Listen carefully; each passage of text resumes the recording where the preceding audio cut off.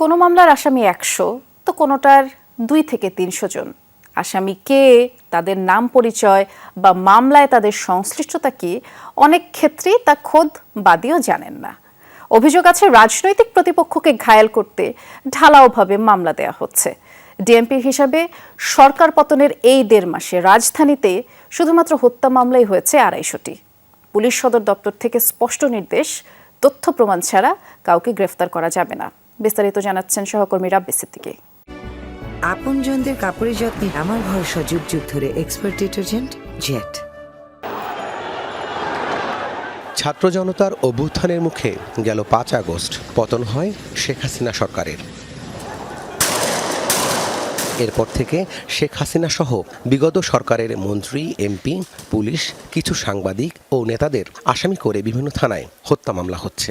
এরই মধ্যে মন্ত্রী, প্রতিমন্ত্রী সহ বিভিন্ন পেশার অনেকেই গ্রেপ্তার হয়েছেন। ঢাকা মেট্রোপলিটন পুলিশের তথ্য মতে 5 আগস্ট থেকে 17 সেপ্টেম্বর কেবল রাজধানীর থানাগুলোতে হত্যা মামলা হয়েছে 247টি।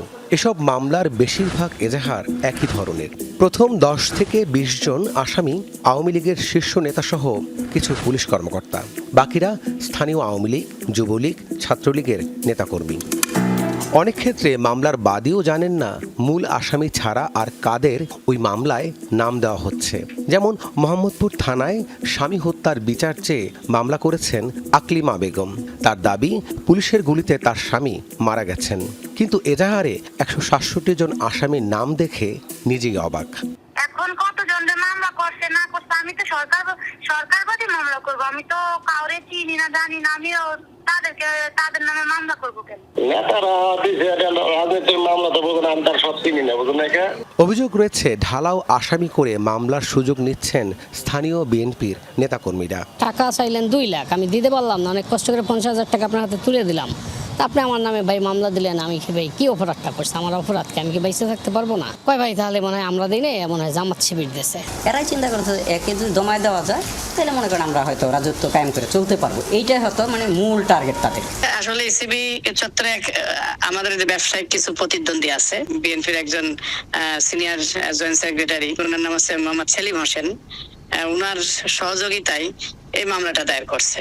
আইনজীবীরা বলছেন, এভাবে মামলা ও আসামি করা হলে কোনোটি আইনি ভিত্তি পাবে না। আগে কি হতো, এই গণহারে মামলা দিয়ে, অজ্ঞাতনামা মামলা দিয়ে বাণিজ্য হতো।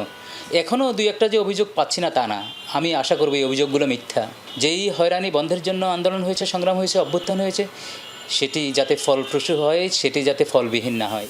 ডিএমপি বলছে, তদন্তে নিরপরাধ প্রমাণ হলে মামলা থেকে নাম বাদ দেয়া হবে।